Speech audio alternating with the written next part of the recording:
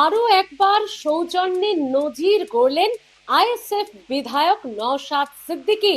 ভাইজান নওশাদ সিদ্দিকী, হ্যাঁ, শুধুমাত্র তিনি সৌজন্যের নজিরই গড়েননি, তার সঙ্গে একজন রুচিশীল ব্যক্তিত্বের মানুষ, একজন সুনাগরিক, একজন পরিণত শালীন রাজনীতিবিদেরও পরিচয় দিলেন আরো একবার নওশাদ সিদ্দিকী। এখনো পর্যন্ত এই নওশাদ সিদ্দিকীকে তৃণমূলের তরফ থেকে প্রায় কয়েকজন হাতে গোনা ছাড়া সব নেতারাই, সেই দলের সায়নী ঘোষ বলুন, শওকত মোল্লা বলুন, বা আরো অনেকে নওশাদ সিদ্দিকীকে কুরুচিকর মন্তব্য করতে কেউই প্রায় ছাড়েননি। তার মধ্যে অশালীন মন্তব্য, কুরুচিকর মন্তব্য, রাজনৈতিক বিরোধিতা, বিদ্রূপ, কত কি আছে।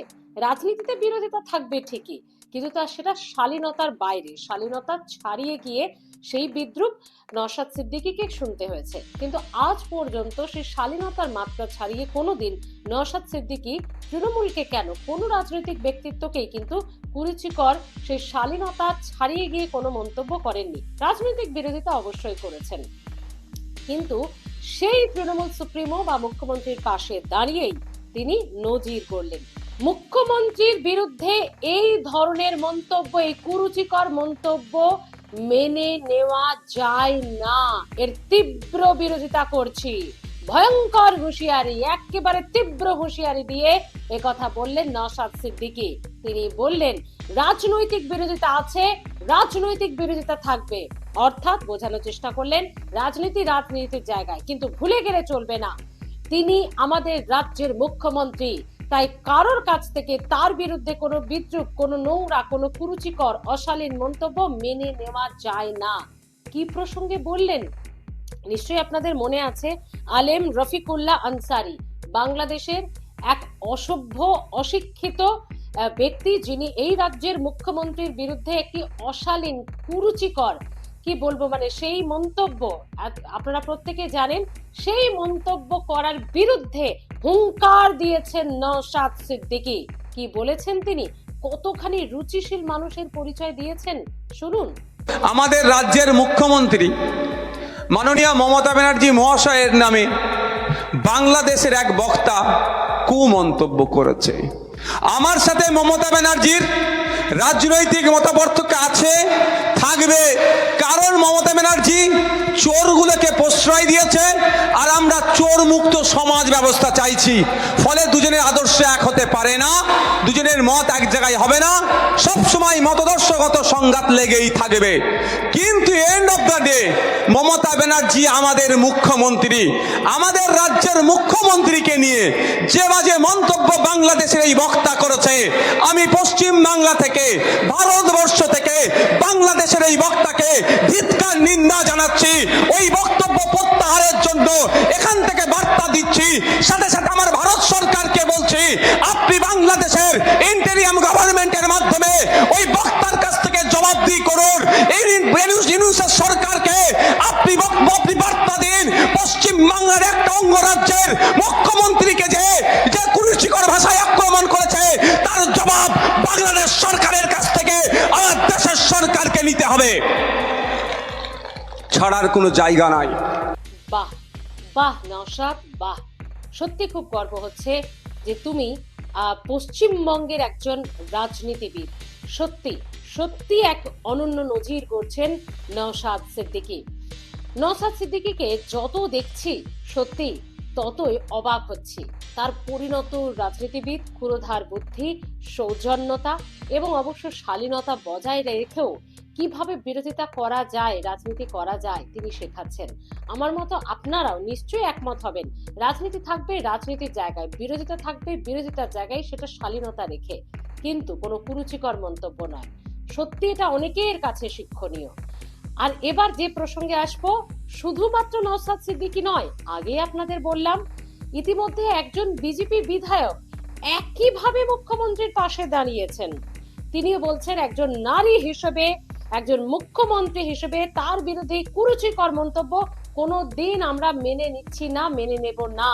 তিনি হরিণঘাটার বিজেপি বিধায়ক অসীম সরকার কি বলছেন, আসুন শোনাবো আপনাদের। আমি অসীম সরকার ভারতীয় জনতা পার্টির বিজেপির একজন এমএলএ হয়ে, কারণ আমি সহ্য করতে পারিনি। এটা সে তো আমার মায়ের মতো, তাকে এই ধরনের কথা বলবে, আমি সহ্য করতে পারিনি বলে ভিডিওটা করলাম। সে যে দলই করুন না কেন, তিনি আমাদের মুখ্যমন্ত্রী।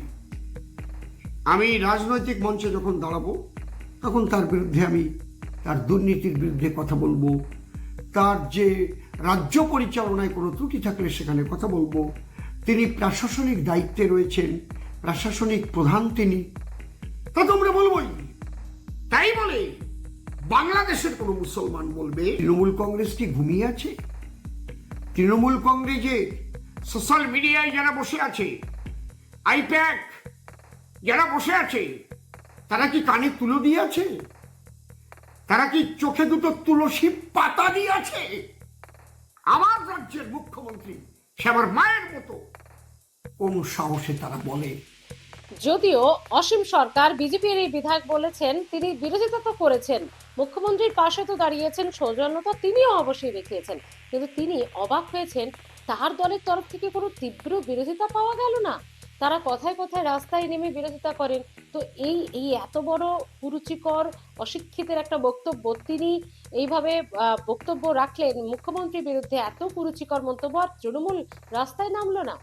অর্থাৎ এই তীব্র বিরোধিতা করার পরেও কিন্তু রাজনীতির একটা দিক উঠে এসেছে এবং তৃণমূলের তরফ থেকে ইতিমধ্যেই আপনাদেরকে জানাবো যে চঞ্চল দেবনাথ রানাঘাট দক্ষিণ সংগঠনের এক নেতা, তিনি বলছেন বাংলাদেশের ওই ব্যক্তি অশিক্ষিত এবং তিনি এই মন্তব্য করেছেন, তিনি অশিক্ষিত বলেই এই মন্তব্য করেছেন, তাই তারা বিষয়টাকে ইগনোর করছেন, বিষয়টাকে পাত্তা দিচ্ছেন না এবং এর বিরুদ্ধে কোনো প্রতিবাদ বা এর বিরুদ্ধে মুখ খোলা বা রাস্তায় নামার কোনো প্রয়োজন আছে বলে তারা মনে করেন না, কারণ বাংলাদেশের ওই ব্যক্তি যে অশিক্ষিত সেটা বলার অপেক্ষা রাখে না।